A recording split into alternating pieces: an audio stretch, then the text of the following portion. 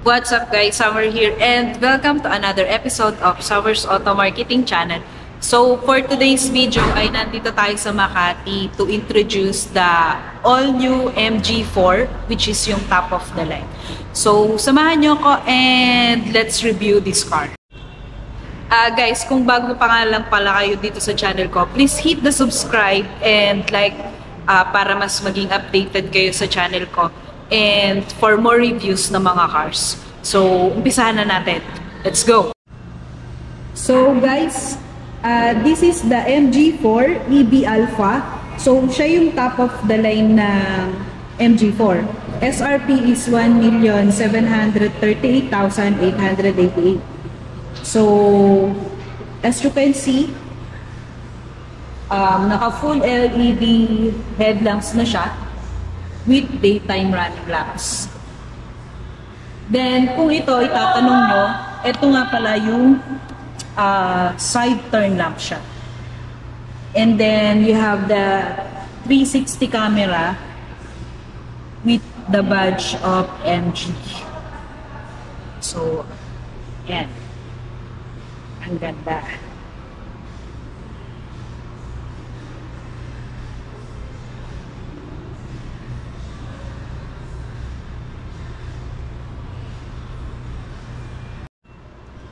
So guys, ang makina nga pala nito ay 1.7 liter engine. So hindi siya combustion, kumbaga full electric vehicle siya. Then ang horsepower niya is 203 horsepower. Then ang torque niya naman is 250 by 100 kilometer per hour. So in just 7 seconds, may hit nyo na kagad yung 203 horsepower. So, ganun siya kabilis, guys. And this is a crossover SUV nga pala. So, 5-seater lang siya. So, guys, ang gulong niya naman ay naka 235 by 45 rim 18 with dual tone na siya. So, yan yung design niya. Tapos, naka all disc brakes na rin sa loob. So, ito yung mags niya. Nakatakip dun sa gulong. Then, you have the LED side turn lamp with camera on the side.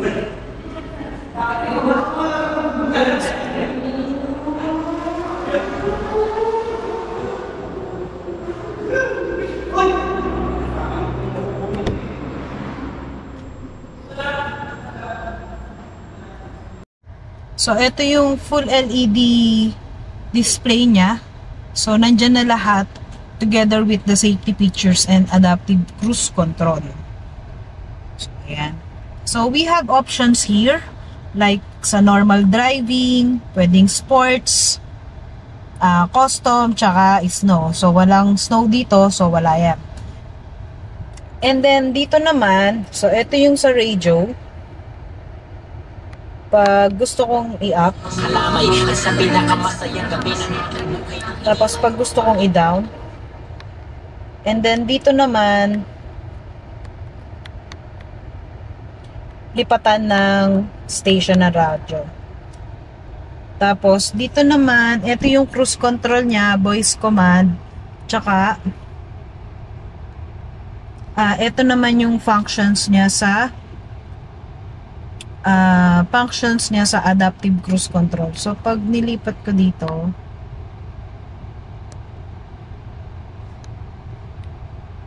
yan. And then, ito naman yung LCD display niya. So, it is a 10-inch LCD display. So, nandyan na yung Android Auto and Apple CarPlay. So, subukan nating i-play ang Android Auto since Android ako. So, ngayon guys, nako-connect na yung cellphone ko sa Android Auto. So, ito yung makikita natin sa Android Auto. So, we have MG, calendar, maps, messages, messenger, news. We have Spotify also. Try natin mag-Spotify.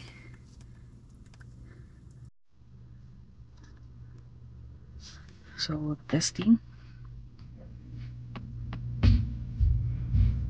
Maganda yung maganda yung sounds niya.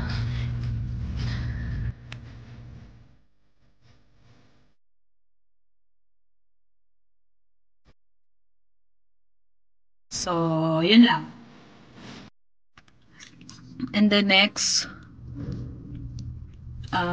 mabilis siya mag-play sa Spotify. I have Skype here, Telegram, Viber, and WhatsApp Business.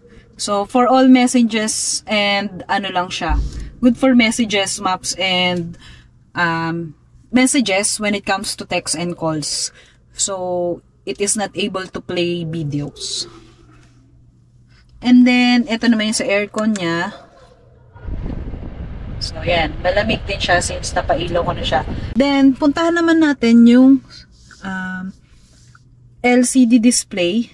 Punta ulit tayo dito sa LCD display. So, ano bang meron dito sa LCD display? So, sa maps, it has Wi-Fi also. May Wi-Fi din to, kaya lang kailangan pang i-set up. Tapos, sa sounds, of course, you have radio. Pwede mo ring i-Bluetooth and then sa phone. Diretso na tayo dito. So, sa driving modes, I have Snow, Eco, Normal, Sport, and Custom. Then, sa engine recovery naman, high. Tapos, may options din na one pedal drive. Kasi ito, automatic tong tatakbo kahit hindi ka mag-gas. Yun. Tapos, may energy saving din. Then, sa MG Pilot naman, may alert sensitivity, rear driving assistance, blind spot detection, lane change assist, rear cross alert, door open alert, rear collision warning, tapos driver attention warning, and alert sensitivity. Tapos sa convenience naman, we have auto-fold ng auto-fold and unfold ng side mirrors, auto door lock, then unlock, and then door lock modes. Tapos sa lightning naman, may follow me home, welcome lights on after vehicle unlock, naka-auto high beam, and find my car response. Sa safety, may auto hold na rin siya. Pag once na nag-brake ka, matic na yun, naka-auto hold na yun. And then, may power off din siya. So, yun yung kagandahan dito. Then, this is a full 100% electric vehicle. So, dito mo makikita if how many charge do you have na. Then, you have the time and pwede kang mag-music. Tapos, ayun nga. So, since naka-connect kasi yung USB ko doon sa cellphone, ayan, naka-charge. So, automatic naka-Google Maps ako. So, yun yung kagandahan niya. So, you have charging pad here. So, wireless charging na siya. Tapos, ito na yung shift knob mo, guys. Ang ganda. So, diikot na lang. Pag gusto ko siyang i-drive, so, since naka-open na yung engine niya, so, hit ko lang yung brake. Then, tanggal. And then, yan. Ano mo lang yung knob. Return. So, ito yung camera niya. Pag sa reverse. So, HD din naman, guys. So, pag gusto kong i-park ulit,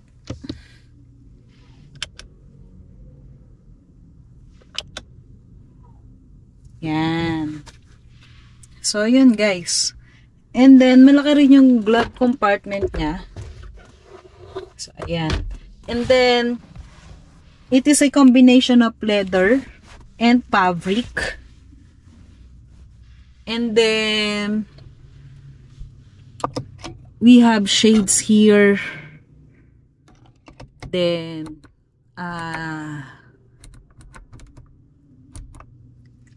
may lights siya. Kumbaga, cabin light. So, nakabukas kasi.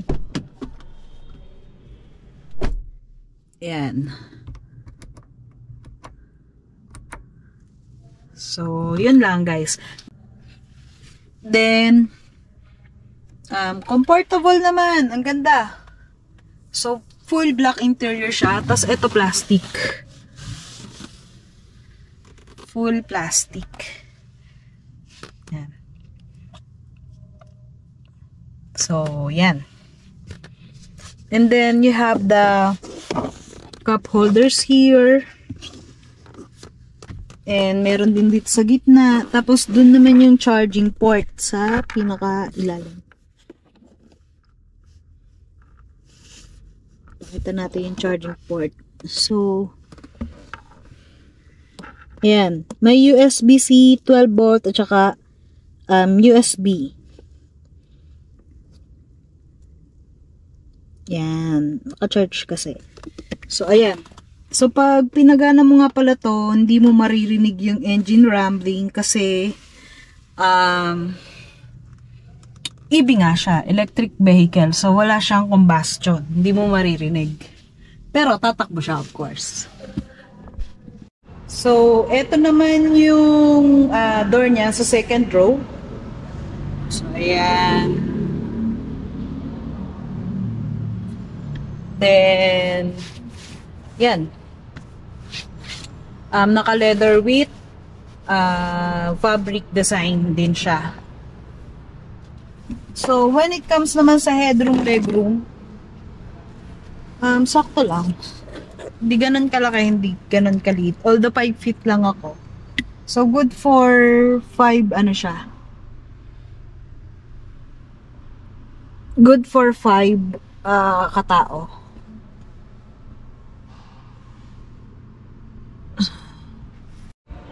So, ayan nga pala yung kanyang SUV and lagay ng cellphone. So, when it comes naman sa loob, maganda naman. Ayan. So, ayan yung loob.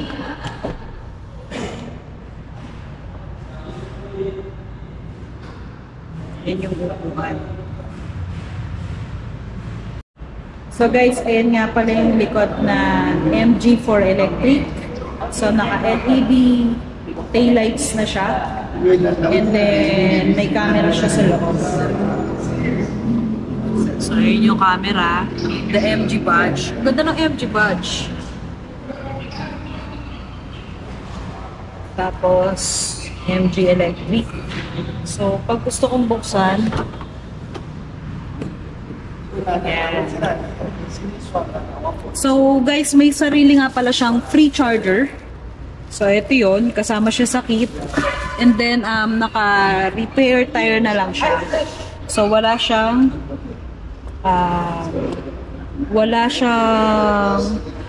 spare tire. So, ito din. Kasama to. You have the adapter.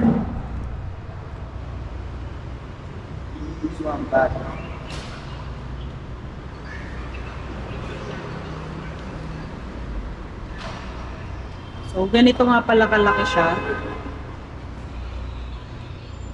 Then, automatic naka-open yung lights niya. Tapos, may tonneau cover.